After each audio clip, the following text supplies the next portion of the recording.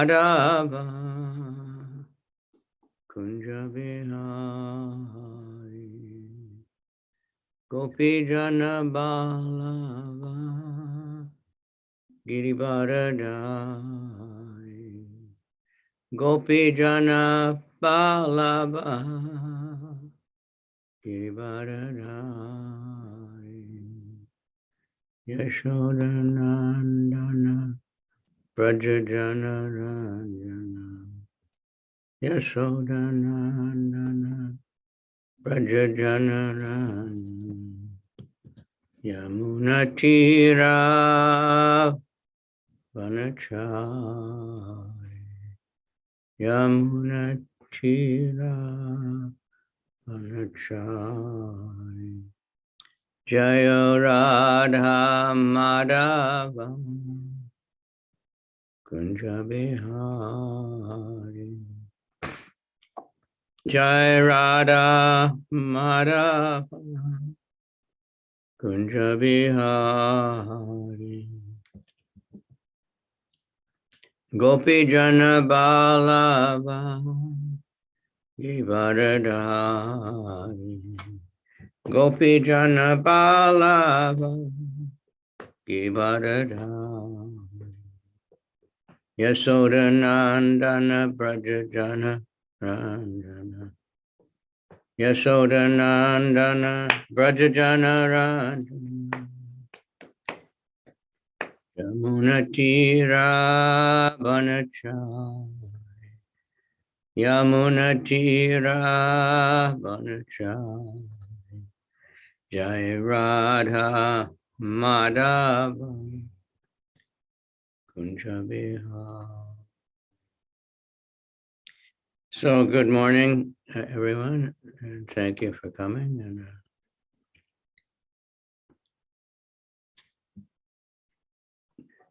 And there's Adi. I need to talk to Adi.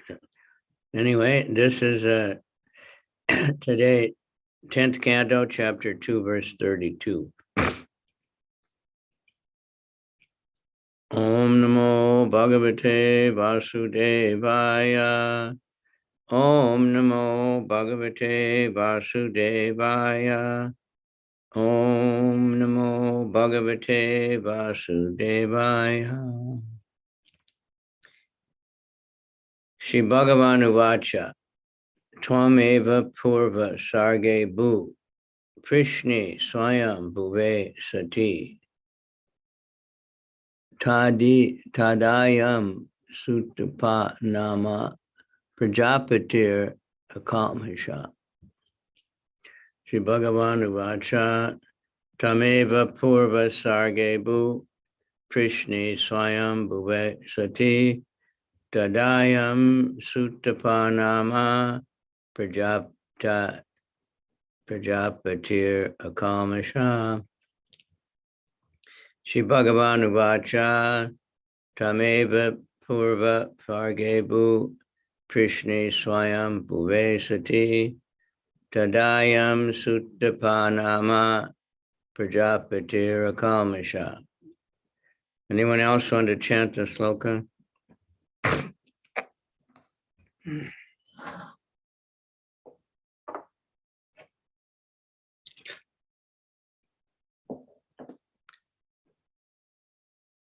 Everybody shy?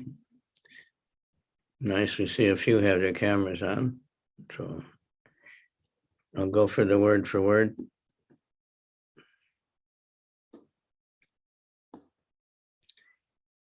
Shri Bhagavan Uvacha. The Supreme Personality of Godhead said to Devaki, Twam, you, Eva, indeed,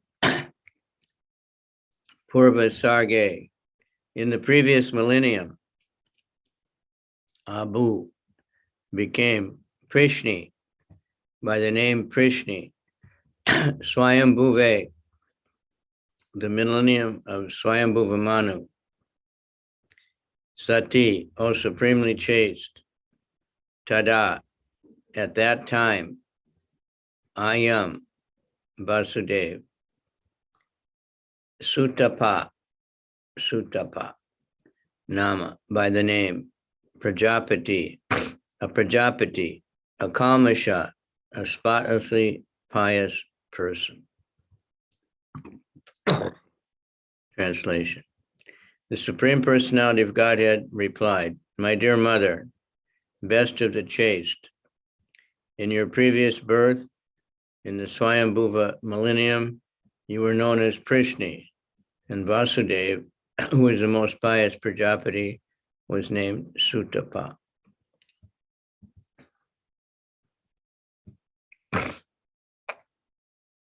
Purport. By His Divine Grace, A.C. Bhaktivedanta Swami Prabhupada.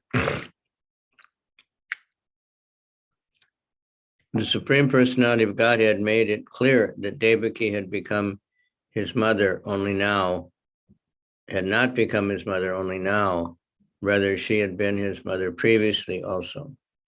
Krishna is eternal, and his selection of a father and mother from among his devotees takes place eternally. Previously also, Devaki had been the Lord's mother, and Vasudeva the Lord's father, and they were named Prishni and Sutapa. When the Supreme Personality of Godhead appears, he accepts his eternal father and mother, and they accept Krishna as their son. This pastime takes place eternally and is called Nitya Lila. Thus, there was no cause for surprise or ridicule. As confirmed by the Lord himself in Bhagavad-Gita 4:9, Janma karma chame divyam evam yo veti tattvata taktva deham punarjanma naiti mam eti so Arjuna.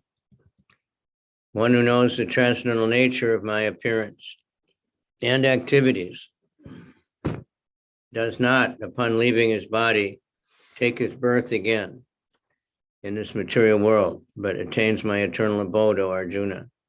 One should try to understand the appearance and disappearance of the Supreme Personality of Godhead from Vedic authorities, not from imagination. One who follows his imaginations about the Supreme Personality of Godhead is condemned. Avijananti mamudha manusim tanum ashritam param bhavam ajanato mama bhuta maheshwara. Bhagavad-Gita 9:11. The Lord appears as the son of his devotee by his Param Bhavam. The word Bhava refers to the stage of pure love, which has nothing to do with material transactions.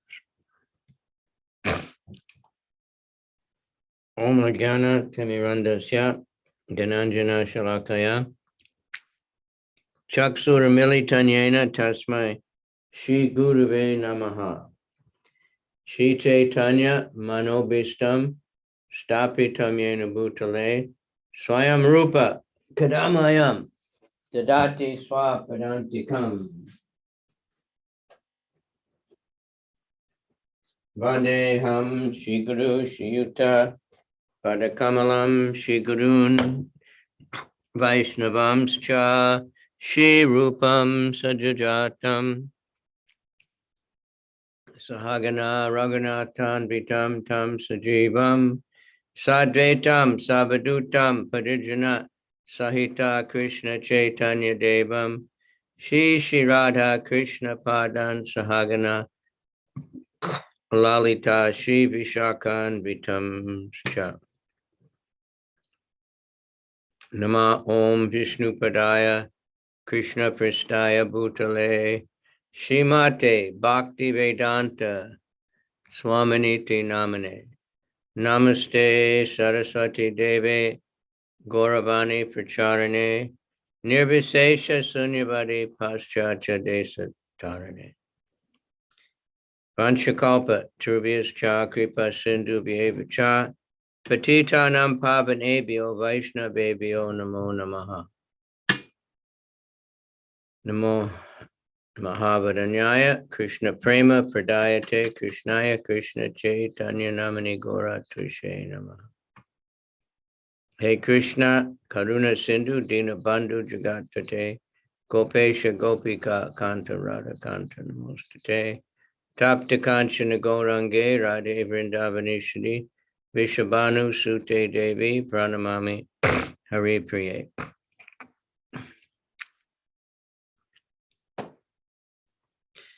Okay, so here we have a little history. Krishna appears again and again in many different avatars. But Krishna himself avatar means to come down. Some have the idea that God, when he comes, he takes a material body, becomes, encaged in Maya. But in the word that we use in English, when we say incarnation, it's misleading in one sense. We don't have a translation for avatar in one word. When Krishna himself comes, and he's completely spiritual with no matter what incarnation he comes in. Comes as a person, he can come as an animal or half lion, he can come in so many different ways, but he's always completely transcendental. It's like a disguise. He's the same person, but he just takes different forms. So he's talking here to Devaki and Vasudeva, who he's just apparently not exactly taken birth. He actually just appeared because he was apparently in the womb like an ordinary child, but that's not like a body, and they're growing like ordinary people. But when he appeared, he didn't appear as a baby. He appeared as a Vishnu, 4 arms and all the symbols, fully dressed, and long, beautiful hair and jewelry.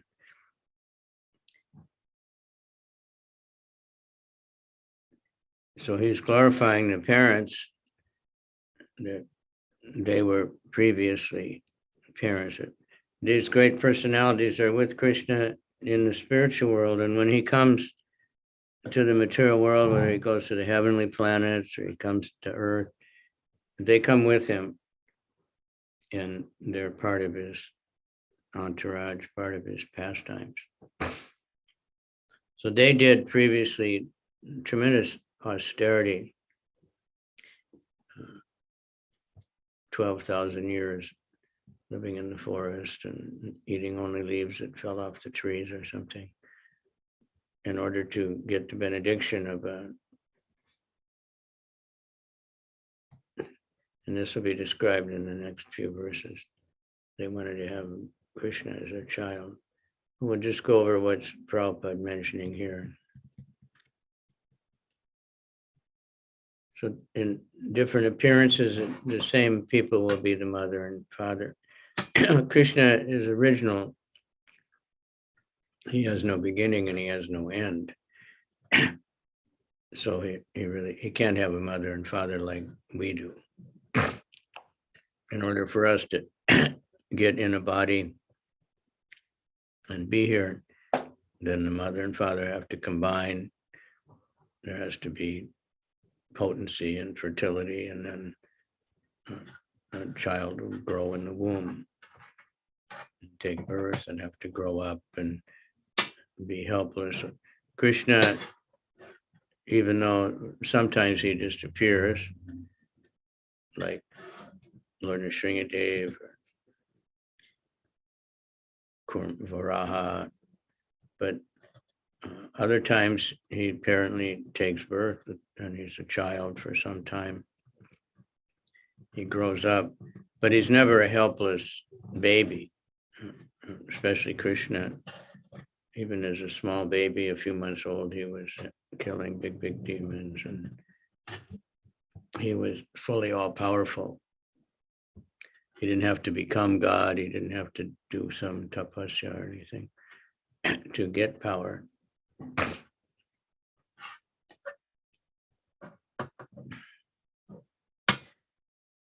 But Krishna wants to have this intimate relationship with devotees. And normally,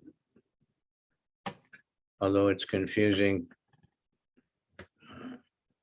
everybody calls God the Father Almighty.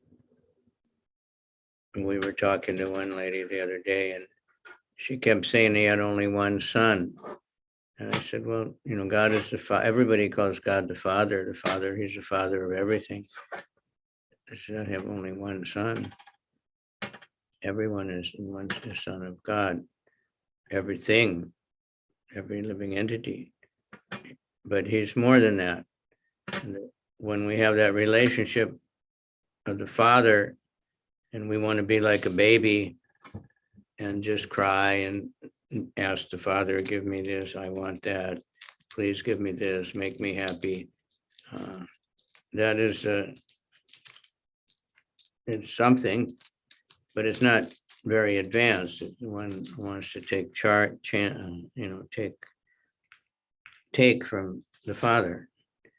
Of course, a good person, when he's grown up and the Father is old, and he will take care of the Father as or the mother, just like they took care of him when he was a baby. Krishna didn't really need that kind of care like we did when we were babies, but he lets devotees have that position where he becomes apparently helpless, and they don't think of what can Krishna do for me. They're always thinking what I can do for Krishna. I don't know if you remember our President Kennedy.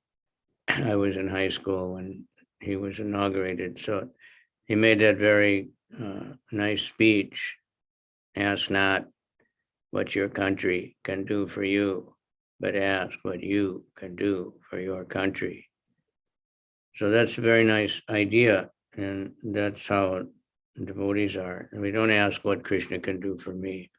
What benefit will I get if I do something for Krishna, if I chant Hare Krishna? When people asked our Guru Srila Prabhupada, what will I get from chanting Hare Krishna? Prabhupada said, you'll get more chanting. It's not that you'll become rich or, you'll become elected into some office, or you'll be successful, or you'll get a beautiful family. You'll get more chanting. That's the most valuable thing. So not everybody wants to accept that. No, Yeah, Maharaj, I want. If I may ask, so we're not gonna get rich or elected into some kind of office, but what will we lose when we chant? What is gonna fall off of our maybe fear or something like that? Yeah, there's a quote from Buddha, supposedly. They asked him, what did you get from your meditation? And he said, I didn't get anything, but I lost many things. I lost anger, I lost greed, I lost, lust and envy, all those things we lose. Jayadvaita Maharaj one time was walking early in the morning over here in Brooklyn, and some policemen, they stopped him and they said, what do you have to do to become a Hare Krishna? He said, you have to give up suffering. And they liked that. They went and took some books. So I heard one class, one devotee said, well, if Jesus is the only son, then whose sons are we? Kind of an interesting way to put it. And then there's also to be said that that only son is a qualitative only, not a quantitative only. It's a focus of this, that if we make Krishna our only, then he treats us like an only. You've heard that before? Nice way to put it. yeah, Jesus was, you could say a very special son, that like in a family, or the father may choose which son he gives the business to, the one who's the most qualified. But anyway, that's not, that's just some point that comes up. And we should be careful not to argue. But Krishna is more than just the Father. He's more than just the all-powerful and the creator and the destroyer, and, you know, which he is. But those are very secondary aspects. That the important thing is the sweetness. So this parental rasa, where someone actually becomes a mother and Krishna acts like a child. So many of the avatars, like Ramachandra, he grew up, he had mother, and they played with him as a baby, but he was not an ordinary child. And super extraordinary in every way. So here he's just pointing out, you know, that they were previously the mother in another, more than one time actually. It's called Nitya Lila, and it goes on and on. So this verse is mentioned from Bhagavad-Gita, the Janmastami verse. Janma karma chame divyam evam yo veti tattvataha taktva deham punarjanma naiti mameti, so Arjuna. One who knows the transcendental nature of my appearance and activities does not, upon leaving the body, take his birth again in this mature world, but attains to my eternal abode, O Arjuna. So it's quite simple, but it's not necessarily easy, because one has to give up the false ego. We have to give up the idea that I'm the controller, I'm the proprietor, I'm the doer, and we're very attached to that. But if one can just know that Krishna is the Supreme Personality of Godhead, then his life can be perfected. Prabhupada tells many times about this little girl, Saraswati. She was the first baby in the movement. And she was with Prabhupada because her parents were with Prabhupada when she was 3 years old. And she would just go to people and say, you know who is Krishna? And Krishna is the Supreme Personality of Godhead. Prabhupada said, even she's preaching. She understands.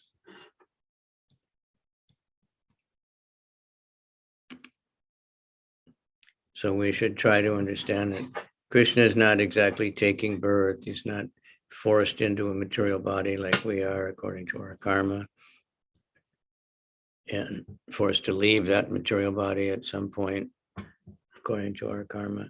He just appears and disappears at his own will, in any kind of form he wants, and in any kind of relationship he wants with his devotees, a loving relationship. 5 different rasas, and these we find in the world also. These are the major rasas. As neutrality, someone just admires Krishna from a distance, but they're not really doing much. And then there's servitorship. Someone is a servant. We're all servants, actually, of our senses. And everybody, like Bob Dylan sang, you got to serve somebody. I think he'd had some association with devotees, and he did have, for some weeks or something, he was associating with some devotees. So this is something, of course, this is in all scripture. Even the Muslims, they say Abid Allah, you know, the servant of Allah. Christians want to be servants of God. I saw when, you know, the churches here in America, they often put out a sign advertising the next week's sermon to, you know, let people know what the subject matter is going to be. So I saw one that said, everyone wants to serve God. And then it said, as an advisor, my dear God, you should do like this, God. Or we want to, oh, my dear Lord, you are very powerful. Please use your power to help me to get what I want. And my dear Lord, you are very rich and I'm very poor.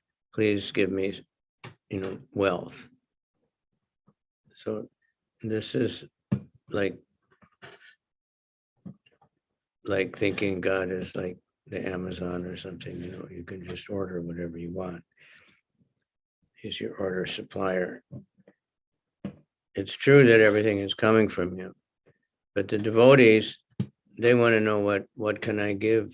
What can I do for you?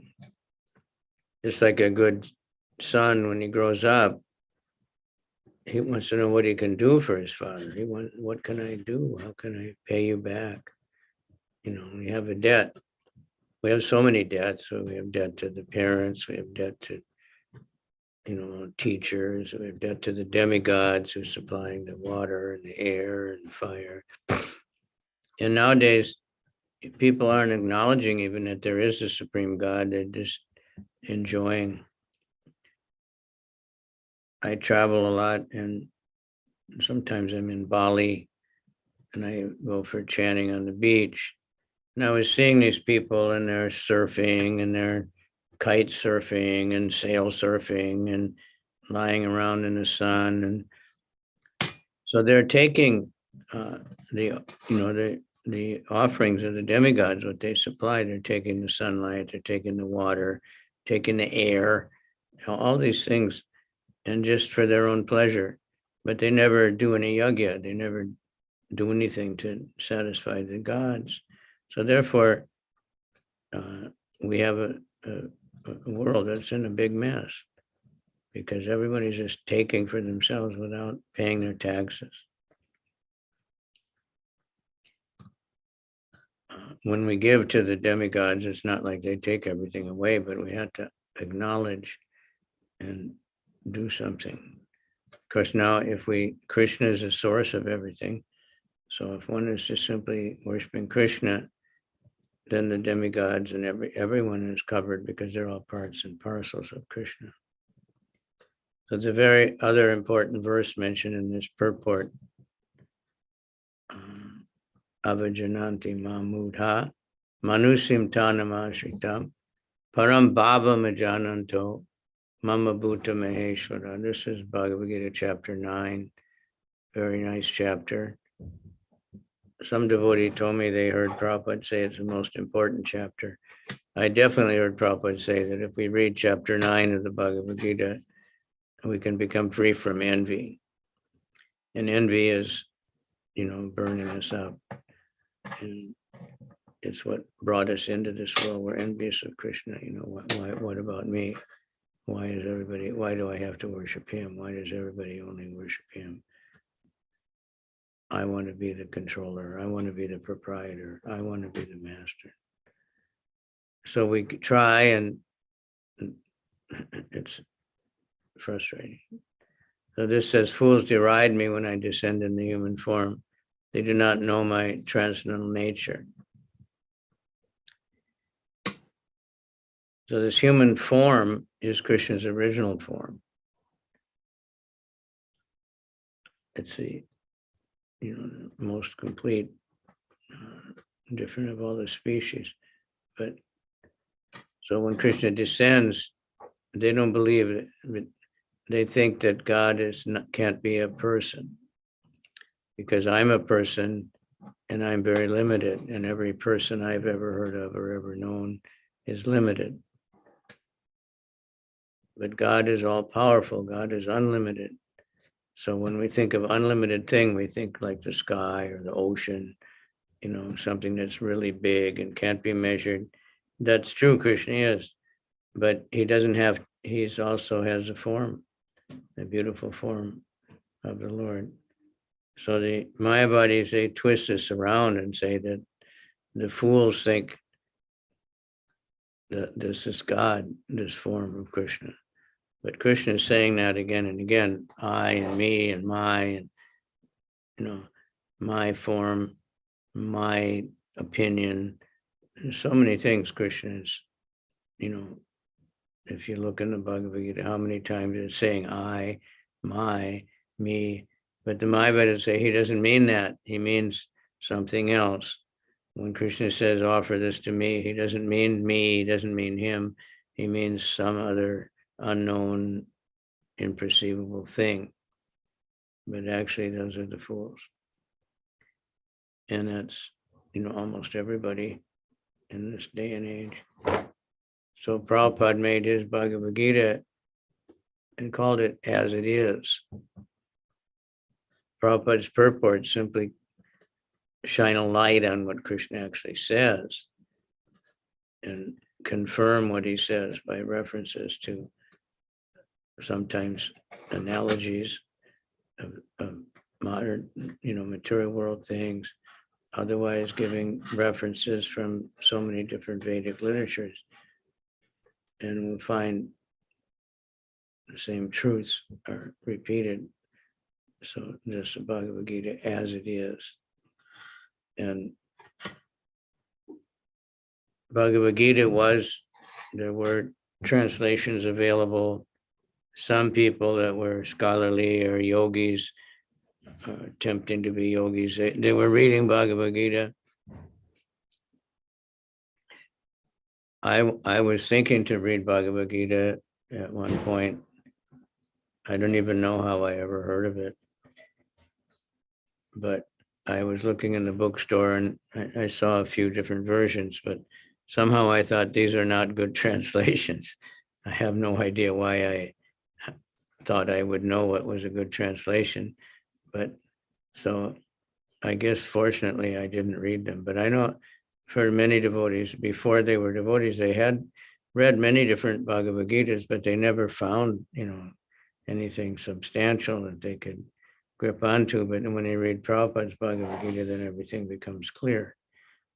And the proof is that Krishna says twice, Manmana Bhava Bhakto, think of me and become my devotee. So Prabhupada explains, how do you think of Krishna? Hare Krishna, Krishna Krishna, Hare Hare, Hare Rama, Rama Rama, Hare Hare, and of his form of Krishna or his teachings, and become a devotee. So now, by this Bhagavad Gita as it is, there are millions of devotees practicing all over the world. And it's really funny. Yesterday we were at the Washington Square Park, and one young man he was from India. And he said, how did you take this up? I've never heard of Americans. So I don't know where he's been, but, now all over the world, Americans, Russians, African, Chinese, Japanese, South Americans, Eskimos, are becoming Hare Krishna, devotees of Krishna, and seriously taking it up, giving up the sinful activities very easily because they're getting a higher taste, from chanting the holy name.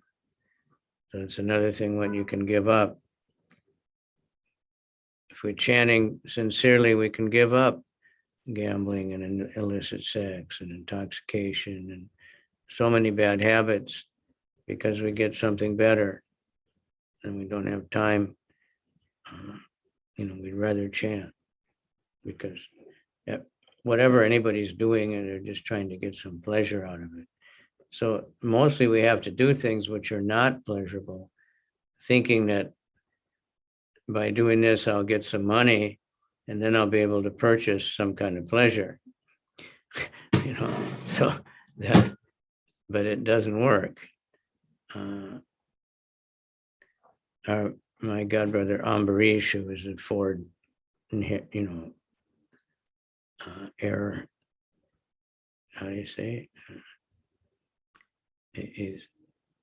He's inherited a lot of money because he's a great grandson of Henry Ford. He said to poor people, they like to think that money can't buy happiness, and thinking, okay, I don't have to get money because I can't buy happiness anyway. But they probably think, but he said the rich people know money can't buy happiness because they've tried. And often, the attempts to make us happy, they have the opposite effect because these things come and go by our karma.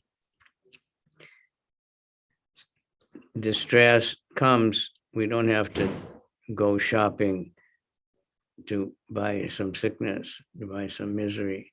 Although people do that, but they're thinking this will give me pleasure, but they're bad habits that they do to try to seek some so-called pleasure, will actually end up in some kind of disease or some kind of other problems, getting arrested or something. But we make great efforts to find happiness. But no matter how much we try, sometimes it doesn't work because these things come and go. It's all according to our karma. But sometimes it works, Maharaj. Sometimes that's the trick of Maya, but it's temporary, right? It's very temporary. So that's the thing.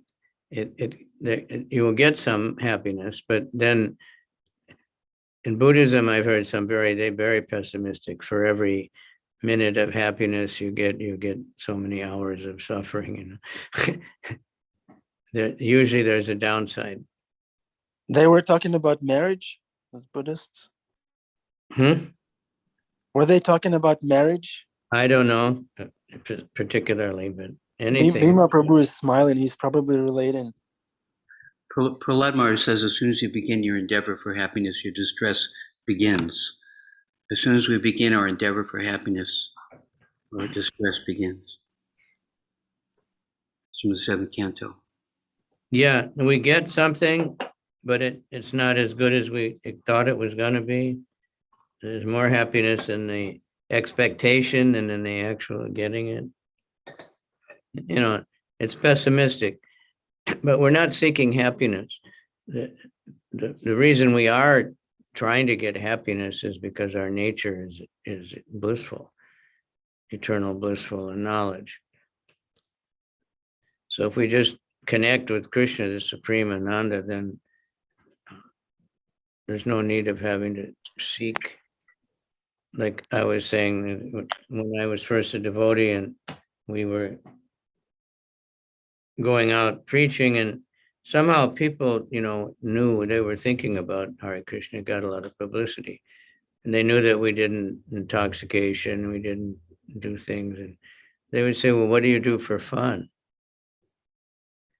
And we were like bewildered. What do you mean fun? Because the chanting was so much ecstatic. Everybody was so happy just from chanting. Couldn't think of trying to have fun. So, all right, so let's open up and see comments or questions from the peanut gallery. By pleasing Krishna, the byproduct, but our satisfaction is there as a byproduct. Bhima wants to say something. Hari Maharaj, thank you for the wonderful class and the various and sundry quotes, which really bring home the point. In that point, in regards to what do we get when we give up, as Ajaya Dwaita Swami said, give up suffering. This is a wild one because, to let go of this so conditioned response of, having to suffer through things. I can only call upon my ancient experience as a Sankirtan devotee who spent literally 8 years in a van with 2 other brahmacharis, running all over, including for a few months, Adi Purusha Maharaj here, that we would go and we would be in parking lots and strip malls and games and stuff. And outwardly, one would think this is suffering, having to go from person to person and so-called engage them in the service and everything. And we would go. And sometimes we would spend weekends in jail because of trespassing or solicitation without permit, etc. So one would think that was all suffering. But I tell you, the 3 days back at the Dham and the kirtans that would last for hours would literally recharge us like lithium batteries. I remember my heart, being exhausted coming back and just looking forward and longing to the meeting with us and the great devotees that were back at the Dham, Radhanath Maharaj being one of them. And then the Kirtan, Bhakti Tirtha Maharaj was there, etc. Niranjana Maharaj, Chandramali Maharaj, and we would have these festivals, and dozens, sometimes hundreds of devotees. We would have kirtan for hours, and then we'd have to leave Monday morning to once again live in a van with 3 brahmacharis down by a river, so to speak. And we would be just charged. Our cup would overflow. Just that total engagement, and then the praise and singing of Krishna's praises and his names, and seeing the deities and knowing that we were working for Krishna to the best of our ability. It's so over. To this day, 40 years later, I still remember those days, despite all the austerities of being just overjoyed and full of ecstasy and fun. Hare Krishna. Yeah. So many will say like that. Austerity is the wealth of the Brahmanas. So,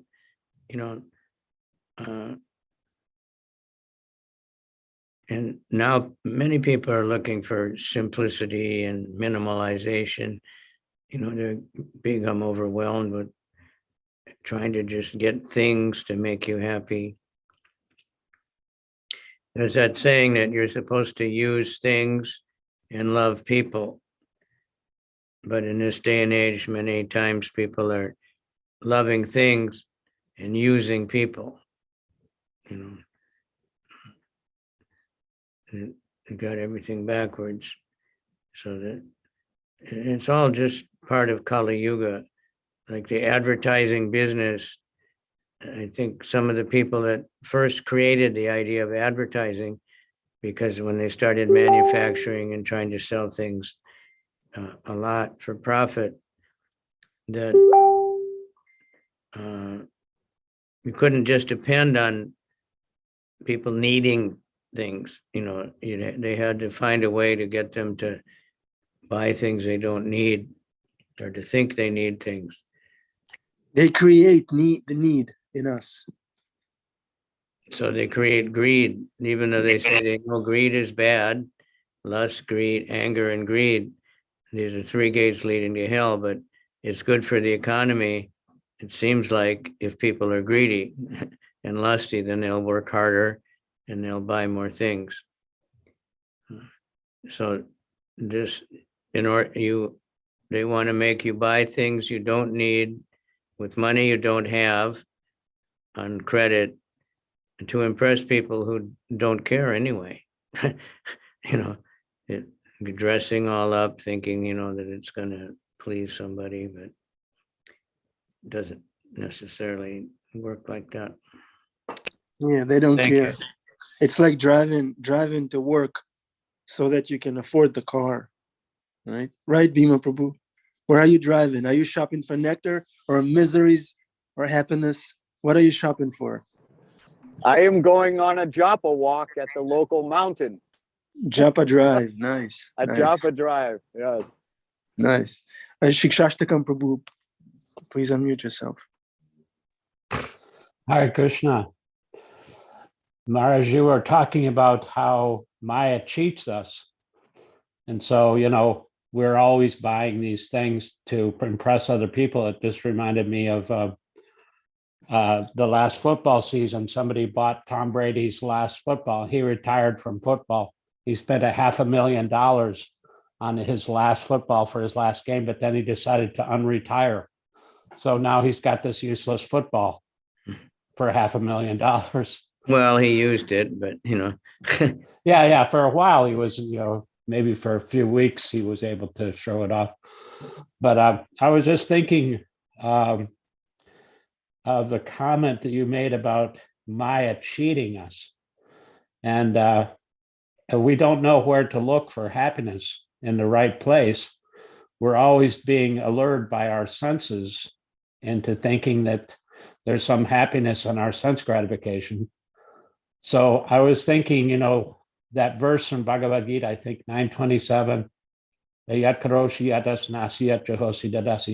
whatever you do, whatever you eat, whatever you offer, should be done as an offering unto me. So I was thinking, if whatever we're doing, doesn't matter what we're doing, even like washing the dishes or, sweeping the floor or whatever, if we have Krishna in the forefront of our mind and we're actually doing this as a sacrifice, then where is the possibility of our falling into the quicksand of sense gratification? Or thinking of sex or intoxication or anything like that. Right. We need a higher taste. You need to have something to do positive. Not that you have to stop doing something. Start chanting, eat more, now they say plant-based diet. Right? I was also thinking that Krishna, while I was reading the Chaitanya Bhagavat, and there was a pastime of the Brahmana who drank milk, and he came into, Srivas led him into the Srivasangam to see hidden in the corner, to see the dancing of Lord Chaitanya. And of course, because Lord Chaitanya is omniscient, he knew that he was there. And so he said, why am I not feeling any ecstasy? And so Srivas was completely in anxiety because he had to admit, no, okay, I let this pure Brahmana who was doing so many austerities and drinking milk and eating raw food. And Lord Chaitanya said, do you think you can be my devotee just by drinking milk? So just by being a vegan, you can't get Krishna. By doing all these other austerities or anything, only by associating with pure devotees and hearing from them, then all of our desires for sense gratification are destroyed. And then we become pure, and then Krishna will always be with us. Yes. Now somebody's asking in the chat, how did I meet Prabhupada? Actually, met the devotees and they were so much absorbed in talking about Prabhupada all the time. I remember the devotees, they just always Prabhupada, even when they were taking prasadam, and one devotee, he would just all of a sudden, Prabhupada. And then we got the books. Prabhupada, I didn't really meet personally more than a few minutes, a couple of times. But Prabhupada told us, and he told it for everybody, that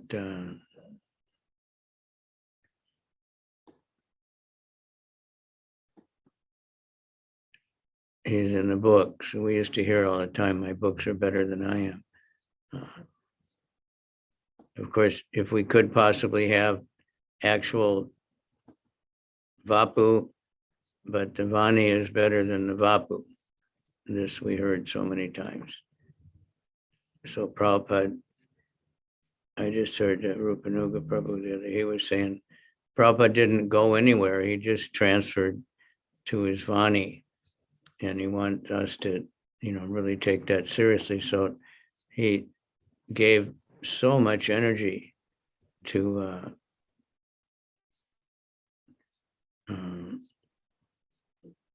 getting his books translated and produced and distributed,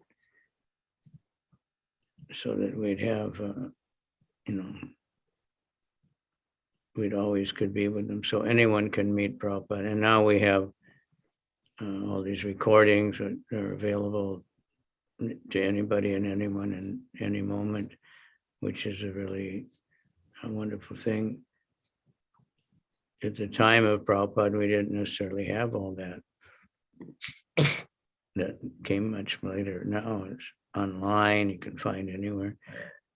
So Prabhupada said, in my absence, you read the books. What I talk, I have written in the books. You can associate with me by reading my books. So that's how I met Prabhupada, by reading the books. And of course, I was fortunate to be in Los Angeles a few years, and Prabhupada used to spend quite a few months every year there. So at least we could hear the class every morning. And he was very pleased at those who would attend the class every day. Said that meant you have love for Krishna. Prabhupada was very humble. He said, I don't have anything new to say. The class every day, I say the same thing. Krishna is God, surrender to God, chant Hare Krishna. But you are coming anyway. So, that means there's some kind of mercy. Yeah. Angelica comes every day. That means she has love for Krishna. That's a fact. Yeah, that's what Prabhupada said. Akiko-chan also. Isabel, everybody. Thank you for being so steady. Radhika, do you have a pertinent question? You always ask very intelligent questions. Radhika. Hare Krishna, thank you so much.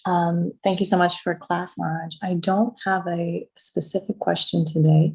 I will just share something that struck me, is when Adipurusha Prabhu said that, I think there was the phrase he said that when you make Krishna the only, he makes you the only one. I think that was it, but that was a really sweet thing that struck me. But thank you so much for class. Thank you for coming. Otherwise, and thank you for having at least a picture or being a camera on. Last subject, night we had the first live class at 26 Second Avenue. So it was nice to sit actually with other people, and you could look in the eye and look in the face. on that subject of the only son, there's that pastime with Abraham, and he was waiting for that son for decades and decades, and it was predicted he would have his son, and the Lord told him then from that son will come generations and as many descendants as sand on the beaches and stars in the sky, and the Messiah will be born from that generation. And then one day the Lord said, take your son up on the mountain and sacrifice him on the altar, kill him.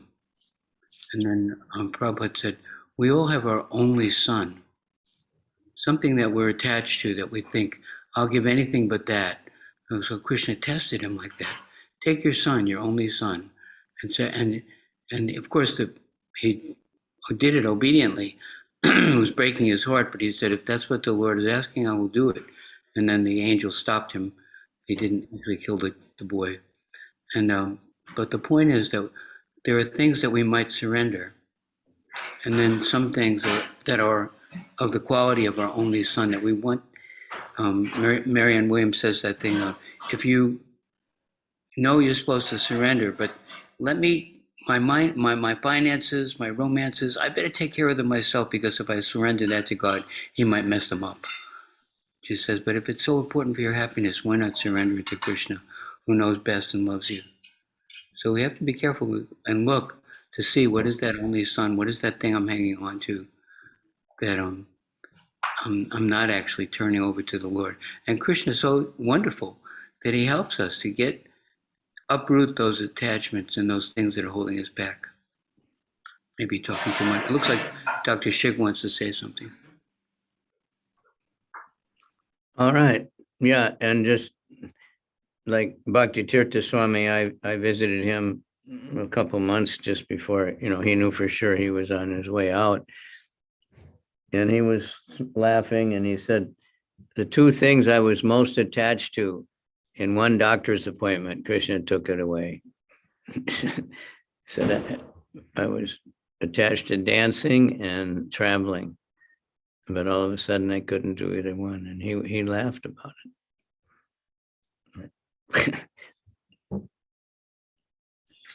Just yesterday, I watched the last lecture that he gave, and he said, so we all know I have this smile, and I use that to draw you close, so that can give you the chastisement to help you to give up what you need to give up.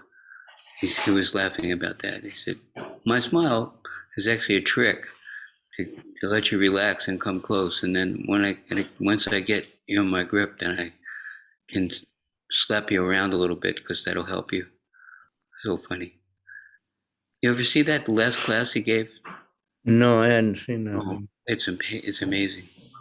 He said, I'm not going to speak after this. I'm going to go into seclusion. This is my last time speaking to you. Really intense. You can look at it on the internet. Look like Radhika wants to say something, huh? Okay. Just a question, actually, to the pastime you described with Bhakti Tirtha Swami Maharaj is that, he said that Krishna took away two things that he really loved. But in this context, those two things that he really loved were, we could say, not selfish. They were for Krishna's service. And so when Krishna takes away something such as service, and I think many times devotees experience that they're so attached to a service or they really like doing it and Krishna takes it away, it can be so difficult because it's not always that, it's not the same as like I lost my wealth or something material. We think, how can Krishna take this away? It was something that was between myself and Krishna, and it was so special. And so how does one deal with that? He's not taking away service. He's taking away a service, a particular kind of service that we might be attached to, but there's always devotional service. And that's kind of interesting when Krishna changes your service. Right? Yeah, it happens to all of us. Like Prabhupada said, he went to Puri and he was saying, I came here when I was young and I was jumping and now I want to, but I can't do that anymore. Old man, you can't do the same. You can't serve in exactly the same way, but you can serve.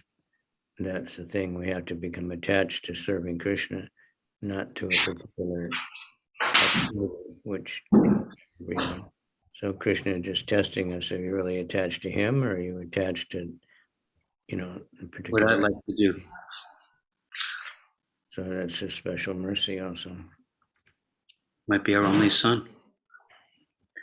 Jumuni Jaya. Jamuna Jai is appreciating the point. Yeah. Yeah, There she is.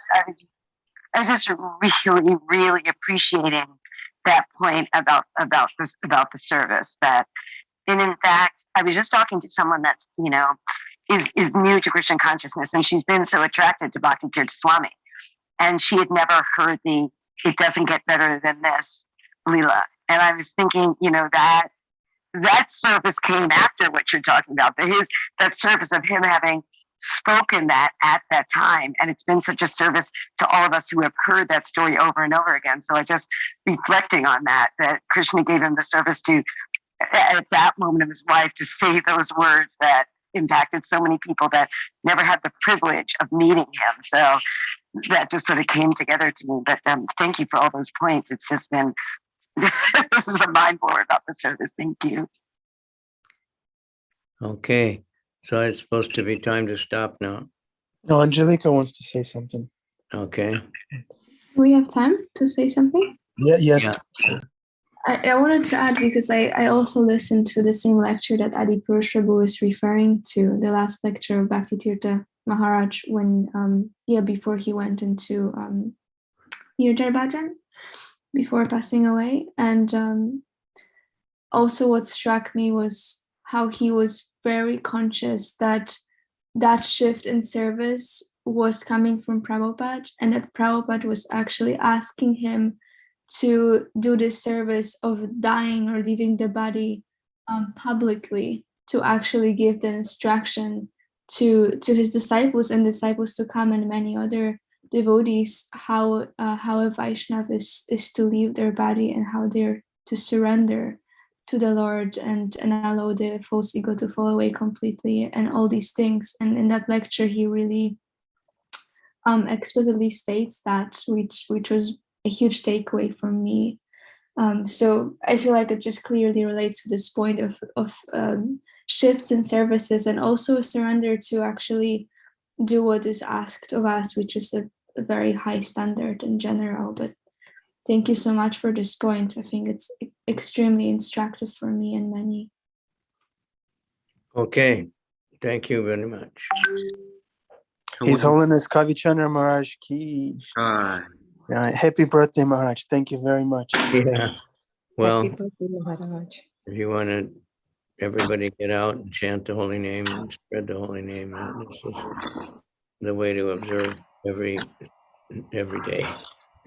Okay. I hope for Let's all observe. Let's all observe Maharaj's birthday. We're going out today. Okay. Thank you very much. Hare Krishna very much. Hare Krishna. Hare Very Krishna, Hare Krishna, Hare Krishna Krishna, Krishna, Hare Krishna Hare. Hare Hare. Hare Hare Rama, Ram, Hare Hare Rama, Ram, Rama Ram Rama, Hare Ram, Rama Hare. Rama, Hare. Hari Hari. All glories to Srila Prabhupada. Hare Krishna. All glories to Hare Srila Prabhupada. All glories to Can we Kavichandra Swami. have darshan at the Bhakti Center? Bhakti Tirtha Swami. Okay, darshan. I think, no, we're cut off. Adipusha Prabhu cut us off. We have to make an effort and come. Be there. Yeah. Akiko-chan, good to see you. Where are you? Is that your abode? Yes. Yeah. I was at the Cool. temple yesterday. Cool. Yeah, we saw. Great. Great. You going to the beach? Maybe I'll do Japa Maybe. walk there. Sure. Yeah, nice. I'm gonna go for Japa walk too. Yeah. Okay. Hare Krishna. Nice seeing everybody. Have a wonderful day. Celebrate Kavichandra Maharaj's birthday by chanting sincerely. And get more chanting. That's it. Okay.